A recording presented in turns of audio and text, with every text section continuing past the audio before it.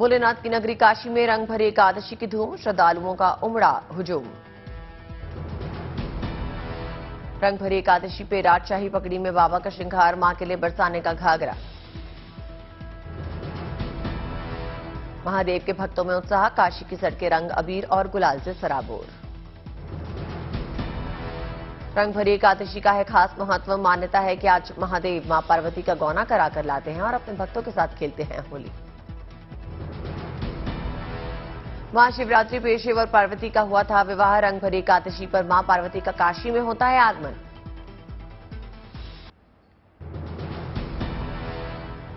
देश भर में होली की तैयारियां, वाराणसी के गंगा घाट पे संगीत भरा माहौल नजर आया।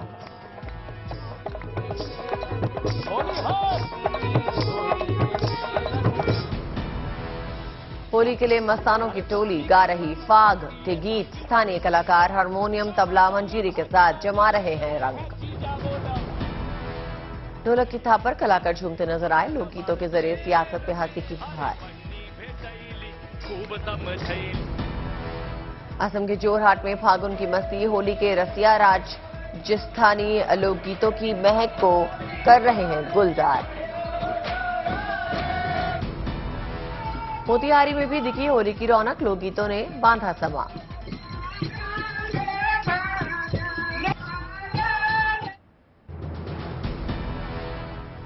कैम्ब्रिज विश्वविद्यालय के लेक्चर में मोदी सरकार पे बरसे राहुल। भारत में लोकतांत्रिक संस्थाओं पे हमले का जिक्र किया गया। जासूसी कांड को लेकर राहुल गांधी ने कहा उनके फोन में पेगासस स्पाईवेयर पाया गया। राहुल गांधी ने कहा उनके फोन में पेगासस लगा था। एजेंसियों के अधिकारियों ने सावधान रहने के लिए कहा। कैम्ब्रिज विश्वविद्यालय में लेक्चर दौरान राहुल ने कहा बड़ी संख्या में नेताओं के फोन में पेगासस स्पाईवेयर लगा है। राहुल गांधी ने कहा भारत में दलितों, अल्पसंख्यकों पर अत्याचार हो रहा है, आलोचकों को धमकाया जा रहा है। लेक्चर में बोले राहुल भारत में मीडिया पे हो रहे हैं हमले, न्यायपालिका पे हो गया है कब्जा। कैम्ब्रिज के लेक्चर में राहुल ने कहा भारत में विपक्ष पे लगातार हमले हो रहे हैं, विपक्षी नेताओं पे लगातार केस किए जा रहे हैं। राहुल गांधी के बयान पे बीजेपी का पलटवार। अनुराग ठाकुर ने कहा राहुल गांधी विदेशी धरती पे देश को बदनाम कर रहे हैं। अनुराग ठाकुर ने कहा पेगासस राहुल गांधी के दिमाग में है। राहुल गांधी की क्या मजबूरी थी कि फोन जमा नहीं करवाया। पेगासस पे राहुल गांधी जी की क्या मजबूरी थी कि उन्होंने अपना मोबाइल फोन जमा नहीं करवाया। और वो नेता जो भ्रष्टाचार के चलते बेल पर है, ऐसा क्या था उनके मोबाइल फोन पे जो उनको अपना छिपाने की जरूरत थी। अनुराग ठाकुर ने सवाल किया क्या संवैधानिक संस्थाओं में कांग्रेस का भरोसा नहीं है। अनुराग ठाकुर ने कहा राहुल अपनी हार स्वीकार नहीं कर पाए। राहुल इटली के प्रधानमंत्री की तो सुन लेते। सम्मान बढ़ा है मोदी जी के नेतृत्व में। वो आज कोई और नहीं, दुनिया भर के बड़े बड़े नेता कह रहे हैं। राहुल जी किसी और की नहीं, कम से कम इटली के प्राइम मिनिस्टर और उनके नेताओं की तो सुन लेते हैं। प्रधानमंत्री नरेंद्र मोदी ने आज पर्यटन के विकास पे पोस्ट बजट वेबिनार को संबोधित किया। कहा भारत में टूरिज्म का दायरा बहुत बड़ा है। प्रधानमंत्री ने कहा हमें टूरिज्म सेक्टर को नई ऊंचाई देने के लिए आउट ऑफ द बॉक्स सोचना होगा और लॉन्ग टर्म प्लानिंग करके चलना होगा।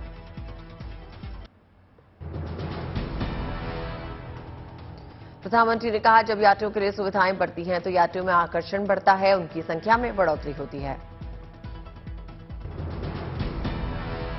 यात्रियों के लिए सुविधाएं बढ़ती हैं तो कैसे यात्रियों में आकर्षण बढ़ता है।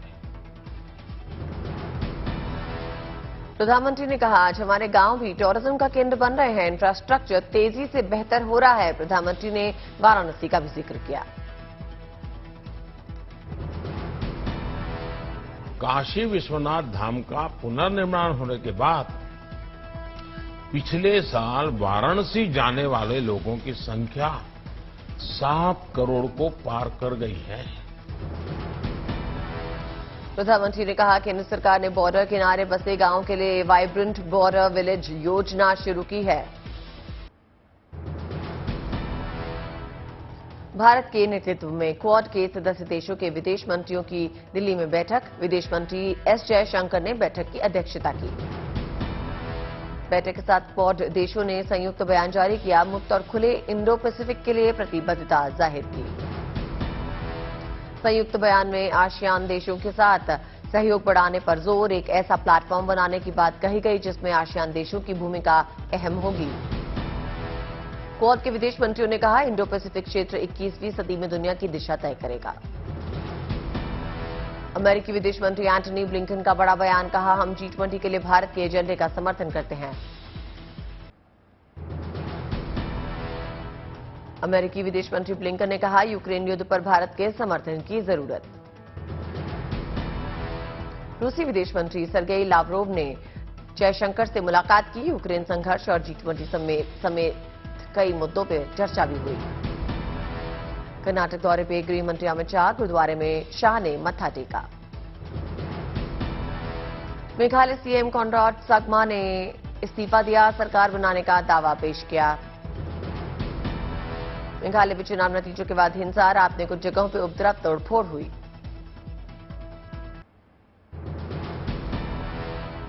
चुनावों में जीत के बाद त्रिपुरा और नागालैंड में बीजेपी की सरकार बनाने की तैयारी। नागालैंड में एनडीपीपी और बीजेपी की मिलीजुली सरकार बनेगी। त्रिपुरा में बीजेपी ने अकेले अपने दम पर सत्ता में वापसी की है। प्रयागराज हत्याकांड में अतीक के करीबी गुड्डू के घर बुलडोजर, एसपी ने ठहराया मुस्लिमों पर जुल्म, सरकार ने कहा कानून की कार्रवाई।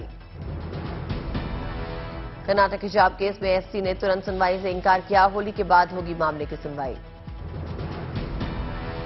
जम्मू कश्मीर में एनआईए का एक्शन, बारामूला में हिजबुल आतंकी बसित रेशी की संपत्ति कुर्क, सोपोर हमले में था शामिल। पंजाब के 30 प्रिंसिपल्स का दूसरा बैच सिंगापुर ट्रेनिंग के लिए रवाना। 4 से 11 मार्च तक सिंगापुर में ट्रेनिंग। ग्वालियर में मैच देखने पहुंचे ज्योतिरादित्य सिंधिया, मध्य प्रदेश और शेष भारत के बीच चल रहे मैच का उठाया लुत्फ। इंदौर टेस्ट में भारत की हार, ऑस्ट्रेलिया की 9 विकेट से हार, 2.25 दिन में ही खत्म हो गया टेस्ट। ऑस्ट्रेलिया को जीत के लिए बनाने थे 76 रन, 1 विकेट खोकर हासिल किया लक्ष्य। ट्रेविस हेड 39 रन पे नाबाद रहे। हार के बावजूद टीम इंडिया 4 मैचों की टेस्ट सीरीज में 2-1 से आगे। चौथा टेस्ट 9 मार्च से अहमदाबाद में खेला जाएगा। सुकेश चंद्रशेखर ने मनीष सिसोदिया के खिलाफ शिकायतों का पिटारा खोला, 5 पन्नों की चिट्ठी लिखी। सुकेश चंद्रशेखर ने जेल में बैठकर केजरीवाल सरकार पे निशाना साधा, टैबलेट घोटाले का आरोप लगाया। बेंगलुरु में बीजेपी विधायक के बेटे के घर छापा, 6 करोड़ रुपए बरामद। लोकायुक्त ने देर रात की थी छापेमारी, बीजेपी विधायक को पूछताछ का नोटिस। इससे पहले भी बीजेपी विधायक के घर मिली थी 40 लाख नकदी, ऑफिस से मिले थे 1 करोड़ 70 लाख। दिल्ली के सुल्तानपुरी की झुग्गियों में आग, कई झोपड़ियां जलकर राख हो गई। देर रात सिलेंडर धमाके की वजह से आग लगी थी। आग लगने के बाद कई और सिलेंडर्स में भी धमाका हुआ। फायर ब्रिगेड ने कड़ी मशक्कत के बाद बुझाई आग, किसी के हताहत होने की खबर नहीं। औरंगाबाद में एलपीजी सिलेंडर के बड़े दाम को लेकर कांग्रेस का विरोध प्रदर्शन, केंद्र सरकार पर साधा निशाना। पटना में महंगाई के खिलाफ आरजेडी का प्रदर्शन, एलपीजी सिलेंडर के बड़े दाम को लेकर किया गया अजब प्रदर्शन।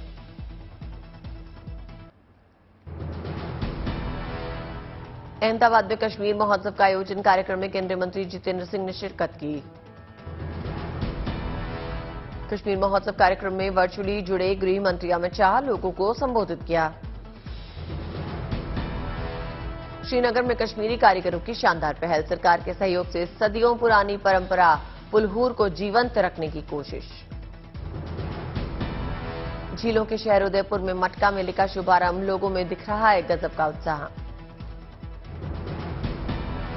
वडोदरा पहुंची भारत गौरव डीलक्स एसी पर्यटक ट्रेन, स्टेशन पे यात्रियों का किया गया शानदार स्वागत।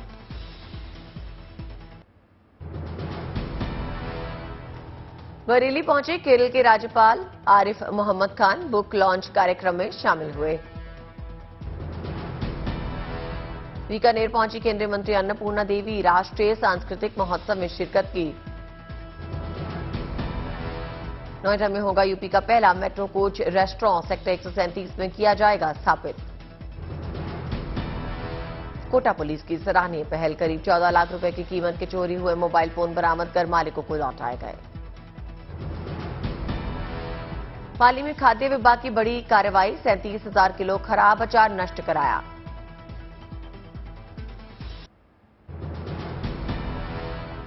माता की भक्ति में रमी दिखी पश्चिम बंगाल के सीएम ममता बनर्जी, कोलकाता में विधि विधान से की मां दुर्गा की पूजा अर्चना। गुरुग्राम पहुंचे G20 समूह के प्रतिनिधि मंडल, सीएम मनोहर लाल खट्टर ने स्वागत किया। मोरमुगांव पहुंचे गोवा के CM Pramod Sawant, cyclone shelters का उद्घाटन किया। लखनऊ में एसटीएफ को बड़ी कामयाबी, ड्रग सप्लाई करने वाले शख्स को गिरफ्तार किया गया। मुंबई में एक्टर नवाजुद्दीन को उनकी मां से मिलने से रोका गया, खराब तबीयत का हवाला दिया गया।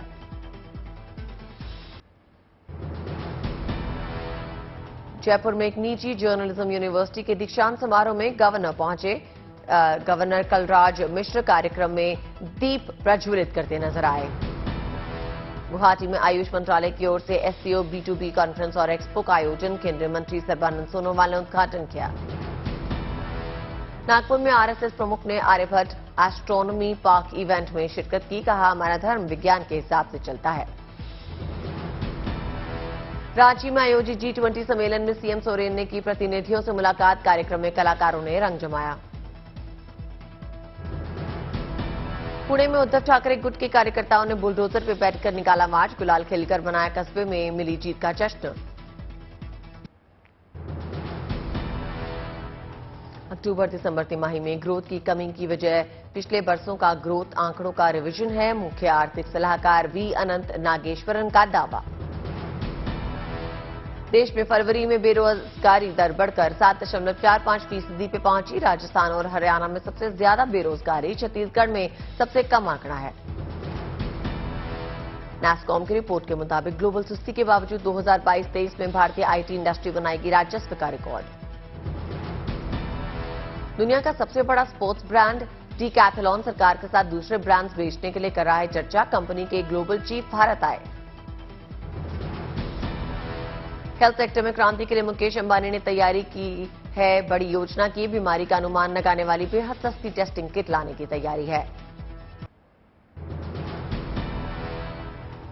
इंडिगो और एयर इंडिया के टकराने के लिए अकासा एयरलाइन की बड़ी तैयारी, 100 से ज्यादा विमान खरीदने की तैयारी में।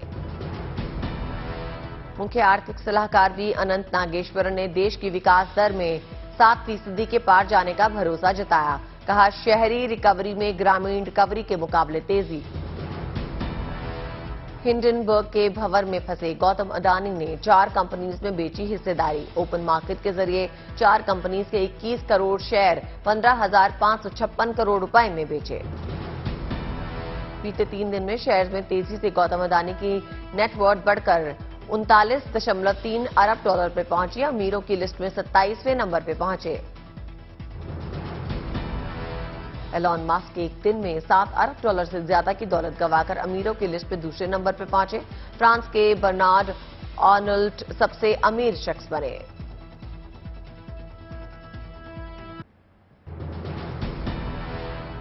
अमेरिका ने यूक्रेन को रूस के अहम ठिकानों को निशाना बनाए जाने की कार्रवाई में खुफिया जानकारी देने से इंकार किया, रूसी आरोपों को बकवास बताया। यूक्रेन को और सैन्य मदद के लिए नए पैकेज का ऐलान कर सकता है अमेरिका, जो बाइडेन से जर्मन चांसलर ओलाफ शोल्स की व्हाइट हाउस में होने वाली है मुलाकात। दक्षिण कोरिया और अमेरिका का 13 मार्च से संयुक्त सैन्य अभ्यास शुरू करने का ऐलान, अभ्यास में संयुक्त सैन्य ताकत बढ़ाए जाने में होगा जोर। अमेरिका ने ईरान में स्कूली छात्राओं को जहर दिए जाने की खबरों पर चिंता जताई, व्हाइट हाउस प्रवक्ता ने कारणों की पड़ताल की बात कही। अमेरिका ने ताइवान को F-16 विमानों के लिए $619 मिलियन मूल्य के हथियारों के सौदे को मंजूरी दी। ताइवान मुद्दे पर अमेरिका और चीन के बीच चरम पे है तनाव। अभिनेत्री सुष्मिता सेन ने हाल ही में एक पोस्ट शेयर किया। पोस्ट में बताया उन्हें 2 दिन पहले हार्ट अटैक आया था, हालांकि अब उनकी तबीयत ठीक है। बॉलीवुड एक्टर राजकुमार राव की आने वाली फिल्म श्री की रिलीज डेट का ऐलान हो गया। फिल्म 15 सितंबर 2023 को रिलीज होगी। सुपरस्टार रजनीकांत की 170वीं फिल्म का ऐलान हो गया है। एक्शन स्टार रजनीकांत फिलहाल अपनी आगामी फिल्म जेलर में बिजी हैं। मीडिया रिपोर्ट्स के मुताबिक खुलने वाली है कंगना की जेल। टीवी पर होगा लॉकअप धमाका। आरआरआर के आधिकारिक ट्विटर हैंडल पे एक वीडियो शेयर किया गया। अमेरिका के लॉस एंजलिस में आरआरआर की रिलीज के 342वें दिन 1647 सीटों वाला वेन्यू हाउसफुल।